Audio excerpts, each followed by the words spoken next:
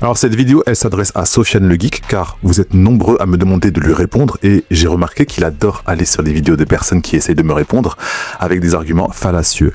Et apparemment ça lui plaît. Donc voyons s'il va réagir et montrer qu'il est éthique ou simplement un fanatique. N'hésitez pas à le mentionner. Là, j'ai une personne qui dit me réfuter, mais spoiler, il ne va pas le faire et dribbler comme tous les autres.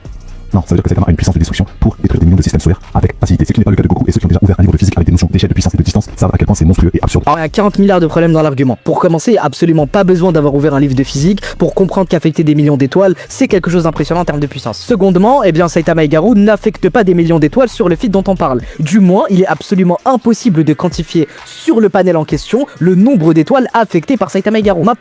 Non, si toi tu veux affirmer qu'il y a un nombre d'étoiles qui est relatif à des millions d'étoiles, alors c'est à toi de le prouver. C'est ton affirmation et la charge de la preuve t'incombe à toi. En fait, c'est gênant. Si tu avais ouvert un livre sur l'astronomie, avant d'appuyer sur publier, tu aurais pu éviter de t'embarrasser publiquement.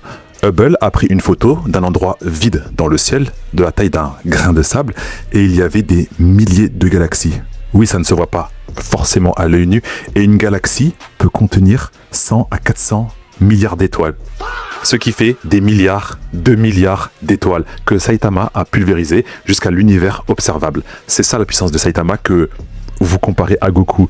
Et selon les maxeurs comme cet individu, et Kagami m'a demandé la même chose, je suis censé leur prouver. Car ce n'est pas dit. En fait, dans toutes les œuvres de fiction, à part si le contraire est établi, on se base sur le fait que ça suit la même logique que notre monde. Pourquoi je devrais prouver que Jupiter fait 300 fois la masse de la Terre et qu'elle tourne autour du Soleil? Juste parce que ce n'est pas dit explicitement? Mais n'hésitez pas à leur dire dans les commentaires quand vous les voyez, ceux qui veulent qu'on leur prouve que si ce n'est pas expliqué que le feu ça brûle, alors dans une fiction, forcément ça doit mouiller. Et aussi abonnez-vous s'il vous plaît, car c'est du travail d'écouter leurs bêtises. Certains individus ne comprennent pas que avoir la charge de la preuve ne consiste pas à éduquer les personnes incompétentes qui ne sont pas qualifiées. Mais à aucun moment dans ta vidéo, tu n'as prouvé qu'il y avait des millions d'étoiles. T'es parti du postulat qu'il y avait des millions d'étoiles. C'est très très bien, mais tu ne l'as jamais quantifié précisément ou prouvé ou rendu substantiel dialectiquement avec des preuves empiriques. Ou beaucoup plus simplement, tu parles sans preuve. C'est classique des penseurs de rendre contexte des phrases graphiques, comme nous dimension quand je l'ai expliqué sur vidéo. En japonais, tu figure qui peut aussi être utilisé pour l'océan, le ciel, le cul et le vide. C'est pour signifier l'immensité, pas explicitement des affinités mathématiques, sinon exotique, la nuit. Et tu n'as pas su le préciser la phrase suivante qui dit que le cosmos est situé juste en dessous de l'au-delà et se trouve hermétiquement clos par une paroi ornée de motifs mystérieux. Alors là, mon frère, je sais pas vraiment quoi te dire, je suis un peu désolé pour toi. Parce qu'en effet, les arguments que t'as proposés sur le fait que ce soit une fausse traduction sont excellents. Franchement, t'as très bien argumenté, je suis fier de toi. Mais malheureusement pour toi, tu t'es bavé dessus parce que la déclaration dont on parlait, c'était la déclaration de Dainichu numéro 4. Et celle que t'as traduit et sur laquelle t'as basé ton argumentaire ou ta pseudo-preuve que l'univers n'est pas infini, bah c'est une déclaration de Dainichu numéro 7. En fait, c'est une dinguerie. Vous ne vous rendez pas compte de la dinguerie. Qu'est-ce que je vous avais dit? Il n'a pas lu la phrase jusqu'au bout. Et vous pouvez aller vérifier sur sa vidéo, il a pris une traduction anglaise et moi je vous ai lu la traduction originale qui apparaît dans un autre Daizenshu, mais qui dit exactement la même phrase car j'aime donner les sources. Et ce que j'ai fait, c'est vous lire le passage suivant au complet qu'il n'a pas lu et qui le réfute. L'univers est situé sous l'au-delà et hermétiquement clos par une barrière sur laquelle est gravé d'étranges motifs. Car la phrase du début ne dit pas que l'univers, ou le living world comme il le dit, est infini. Ça parle de l'espace qui s'étend à perte de vue. C'est une figure de style. Si une rubrique vous parle de l'océan et que je vous dis que l'espace d'eau s'étend à perte de vue, est-ce que vous pensez sérieusement que l'océan est infini? Surtout si la phrase suivante vous dit que c'est fermé hermétiquement par des récifs. Ce qu'il vient de faire, ça s'appelle de l'argument d'autorité fallacieux. Il vous présente un texte non traduit qui le contredit, mais il va vous raconter une autre histoire. Que je n'ai pas pris le bon Daizenshu, qu'un natif a fait la traduction. Alors que c'est la même phrase. Il peut jouer, oui, sur la traduction, qui va dépendre du contexte, mais ce contexte-là ne change à rien le fait qu'il a tort. Mais sa communauté, elle est tellement matrixée qu'elle va gober. Ce mec, c'est une fraude et je n'aime pas perdre mon temps avec des maxeurs malhonnêtes et arrogants. Mais je vais finir la vidéo pour terminer sa carrière et après, ça ne sert à rien de lui répondre. Infini ne se divise pas. La Terre est même au bord du secteur nord. Le bord, l'univers Dragon Ball a un centre. Encore une fois, c'est impossible. C'est infini. Alors j'ai déjà une vidéo totalement dédiée à ça où je réfute cet argument de A à Z. Ce que j'ai réfuté dans ma vidéo que lui, à présent, essaye de réfuter. Et comme vous le voyez depuis le début, il n'a absolument aucun argument, si ce n'est vouloir contredire les sources officielles et celles que lui-même a fournies, qui le contredit. Ce qui implique que Goku est massivement plus puissant que Saitama, puisque le meilleur expo de puissance de Son Goku est d'affecter un espace infini, tandis Et il a fait une erreur classique des Power Scalers. Affecter un espace n'est pas un niveau de puissance. Loki du MCU, il peut affecter des multiverses. Sailor Moon, c'est pareil. Ça ne veut pas dire que en combat, ils vont battre le Hulk. oui, mais par définition, si tu arrives à affecter avec ta puissance un espace plus considérable que l'espace que peut affecter ton adversaire avec sa puissance, alors ça veut dire que tu as une puissance plus considérable que...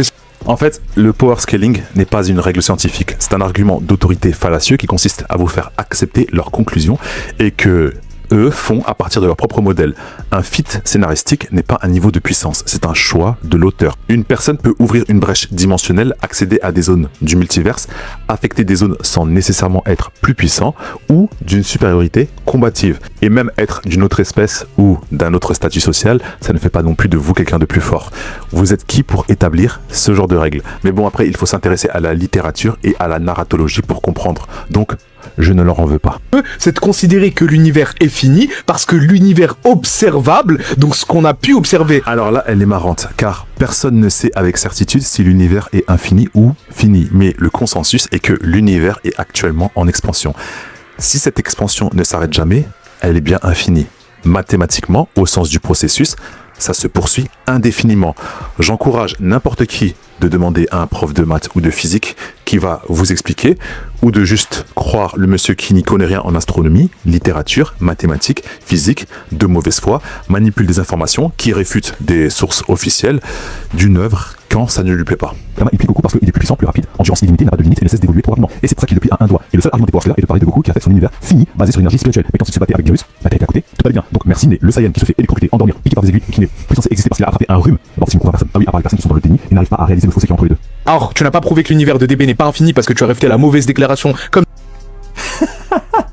Les guides précisent que l'univers est fermé hermétiquement avec des motifs étranges divisés en 4 secteurs, nord, sud, est, ouest. La Terre est au bord du secteur nord et il y a un centre. C'est les sources officielles. Aucune ne dit que l'univers est infini. Et la charge de la preuve, elle est sur toi. Ils ont juste à donner des sources et moi j'accepterai. Mais non, ils préfèrent contredire les Daisenshu ou les interpréter. Donc, en fait, ça ne sert à rien de répondre à des personnes de mauvaise foi comme lui, qui pensent que changer le numéro va changer les déclarations. En quoi il a réfuté tout ce que j'ai dit. Tout ce qu'il fait, c'est parler du numéro du Daisenshu, qui ne change absolument à rien du tout, en plus d'avoir prouvé ses lacunes intellectuelles. Pour le fait que Goku ait une maladie cardiaque alors que celle, on s'en fout, c'est pas le Goku dont on parle, et je vois pas ce que ça prouve. Et pour le fait que Goku se fasse électrocuter, endormir, je vois pas le souci, puisqu'il se fait électrocuter par Merus et endormir par Frost. Donc... Ce n'est pas le même Goku. Et endormir par Merus. Oui, par son arme, vu qu'il n'a jamais utilisé ses pouvoirs angéliques. Tu dois le savoir, mais vu ta mauvaise foi, c'est facile de comprendre que tu veux insinuer qu'elle serait spéciale. Ça pouvait être celle de Jaco, ça ne change à rien. Ton information a été inutile. Et que tu ne comprennes pas tout ce qui prouve les faiblesses physiques de Goku, mais que tu veux le comparer avec Saitama, qui peut donner ou encaisser un coup capable de détruire des millions de galaxies et qui va massivement plus rapide que la vitesse de la lumière, ce que Goku ne fait pas. Oui, ça, nous le savons que des fans de Dragon Ball, ils ne sont pas capables de comprendre la différence.